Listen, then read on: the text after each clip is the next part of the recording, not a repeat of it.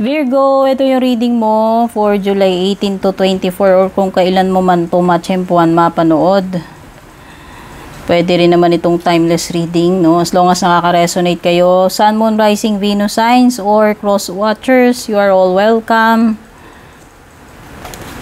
Maraming salamat Virgo sa iyong support kung matagal ka nang nanonood, sumusubaybay, at para sa mga bago, don't forget to like, share, follow, or subscribe.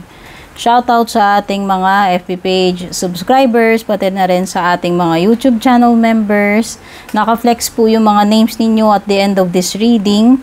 Regarding mga personal readings naman, dumiretso lang kayo sa aking FB page. Yan. Lahat ng detalyeng kailangan nyo, nasa dulo nitong reading or nakasulat sa description.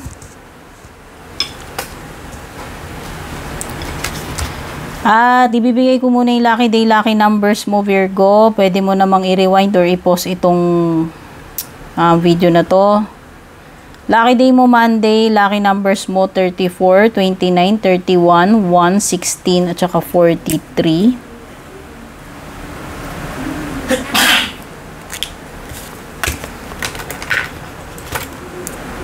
Kunin na natin yung mga overall energies mo.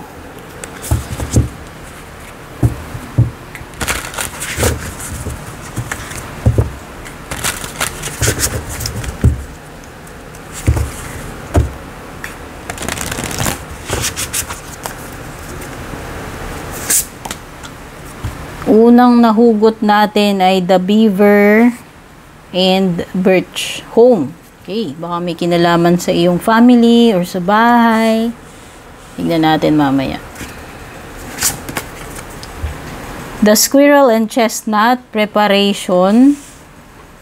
Oh, baka may mga pinaghahandaan kayo dito. Ano ba to? May nalalapit bang reunion? Kasi parang may something about the home, the family, no? Or it could be other things. Basta meron ditong mga dapat paghandaan. At meron kang the duck and chrysanthemum, which is luck. Wow! May good luck para sa iyo. Sige, kalkalin muna natin yung mga cards mo, dear. Ayan. Ay! Dalawa. Sige. Sige, isa lang yung kukunin ko pero dalawa sila nagpupumilit. Yan, baka talagang importante yung mensahe dyan. Latag muna natin.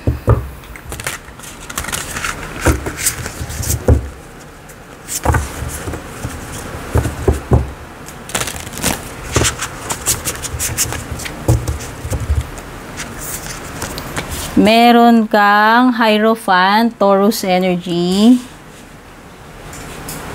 Meron ka ring Queen of Wands, fire sign energy, Aries, Leo, or Sag.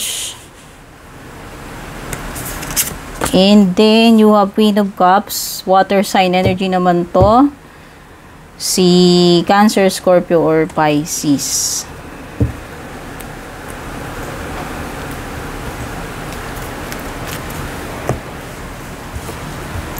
Pagdating naman sa iyong love life, love lifer, Virgo, kuha tayo ng dalawang cards. No, para lang makakuha natin yung overall energy ng love life mo. Sa love life, Chorva, meron kang realizations at meron kang rejection.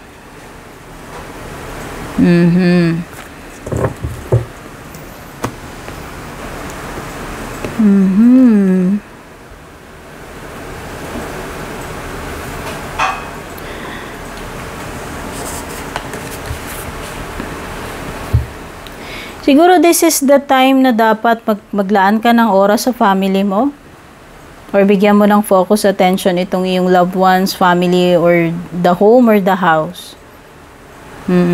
Pwedeng iba, this is also a sign na parang nagbibigay ka na ng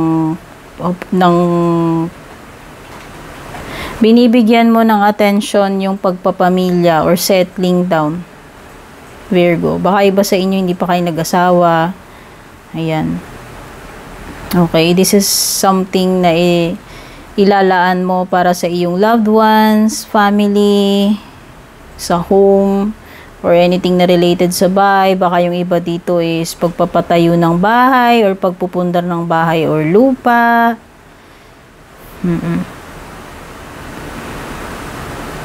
This is yung feeling mo na you are home. Halimbawa, nahanap mo na yung job na kung saan feeling mo parang kapamilya mo yung mga katrabaho mo dyan. Yung parang ganun. O, yan. This is finding a home in a friend, in a workplace, or finding a home in a person kung ito ay special person sa buhay mo. Okay? Kumbaga, yan yung parang naglilay ka na yung future, nagpaplano ka na for the future, laying out the foundations. Pagdating naman dito kay squirrel and chestnut, preparation. O, yun na nga. Naghahanda ka na for the future kagaya ng binabanggit dito sa beaver. Pareho yan eh. Nagpe-prepare ka about your family, about your marriage, about sa bahay, basta meron kang pinaglalaanan, may pinaghahandaan ka rito na related sa iyong mahal sa buhay o yung ano yung magiging future mo, magiging buhay mo, or buhay ninyo ng loved ones mo, family man yan or special someone. Okay, this is also pwedeng iba nag-iipon. Oo, pwedeng iba nag-iipon. Pwedeng this is insurance kasi pag parang sinisecure mo yung future mo, nagpe-prepare ka, nag-iipon ka, nagtatabi ka, no? So yan, yung nakikita ko. This is may mga bagay na kailangan ng paghandaan, especially yung future mo or future ng loved ones mo rin. Kumbaga, hindi lang ikaw yung iniisip mo rito at pinaghahandaan mo. Or baka naman talaga may preparations, hindi ko alam kung naghahanda ka na ba pag ma-migrate, pag-abroad o pag-aasawa. Basta merong something na pinaglalaanan, pinaghahandaan dito or kailangan mong paghandaan, Virgo, in the future or in the near future. Pagdating naman dito kay duck and chrysanthemum, wow, ito ay, diba yan, nabasa mo, luck. So, yan, may good fortune na paparating sa iyo, papalarin ka. At least, itong mga petsa na ito, itong expect mo, itong June 18 to 24, may magandang kapalaran paparating sa iyo. Baka swertihin ka, o may magandang mangyari. Basta, ito ay good luck, good fortune na paparating sa iyo. Pwede rin man itong magdala ng mga magagandang transformation or changes para sa iyo. Magagandang bagay or pangyayari or experience. Expect mo na yan. Maganda yan. Kung ano man yan, good fortune yan eh. Or swerte eh. Okay, pagdating sa iyong eto, pwedeng may Taurus. Sabi ko nga, pwedeng may Taurus, Fire sign, Aries, Leo, Sagittarius, tsaka Water sign. Pagdating sa love life mo, nako, may mga realizations daw dito.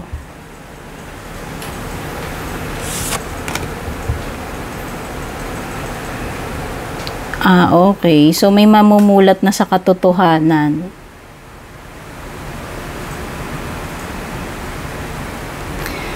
Mayroong rejection. So, either ikaw yung mare-reject dito, yung person mo. Hindi ko alam kung sino sa inyo. Pero meron ding energy ng abandonment.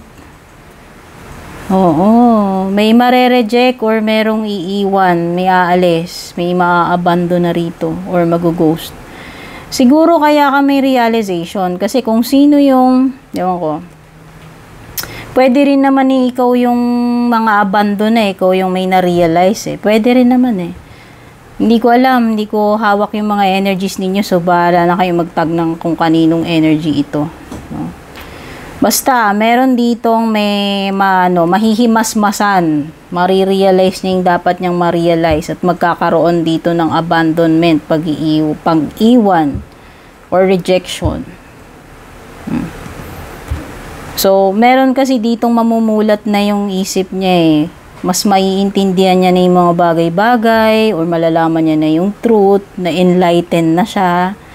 Yun nga lang magkakaroon dito ng rejection or pagtalikod or abandonment. No, so yung mga nakaka-deal mo nga rito, pwedeng si water sign, pwedeng si fire sign o si Taurus. Ayan o. Parang lesson learned kasi may Hierophant. Pwedeng iba, this is marriage, yung something na pinaghahandaan sa bahay. No? Yan, pwedeng iba, this is about marriage.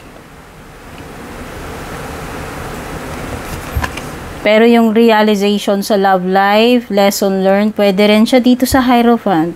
So, kung ikaw man ito, Virgo, na meron kang napulot na aral dito sa naging connection mo dito sa person na ito. Kumbaga, nagtanda ka na. Natutunan mo na yung dapat mong natutunan, nalaman mo na yung dapat mong malaman, enlightened ka na rito.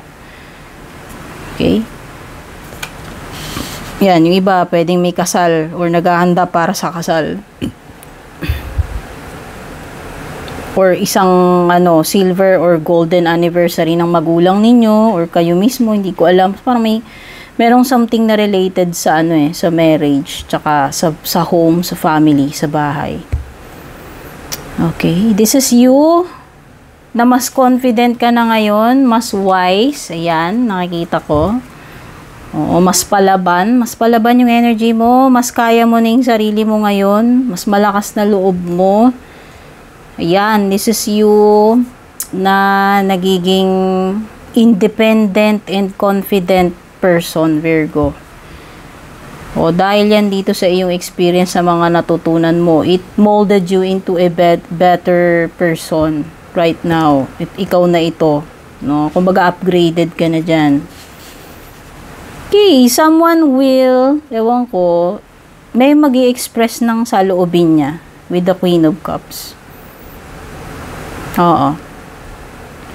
Someone very close to you or someone special to you. Basta meron ditong someone na magsasabi ng kanyang emotion sa loobin. O maglalabas. Sabihin na natin kung may mga halo pang sama ng loob yan. Basta, kung ano yung mga emotions nito, lalabas at lalabas. Okay? Or maybe this is you or someone na basta meron ditong something special. Malapit sa puso yan. Malapit. Special sa puso mo yan. It could be a person or anything na malapit sa puso mo, na binavalue mo, iniingatan mo. Okay. Pagdating naman sa iyong mga closing messages, unang-una, practice compassion. Sabi dito, see things from a fresh perspective. Baka naman kailangan mong i-evaluate pa yung situation, Virgo. Tignan mo, baka sakali na tignan mo yung ibang side. Kumbaga, wag kang one-sided dito. Yun lang yung nakikita ko. No, you have to practice compassion.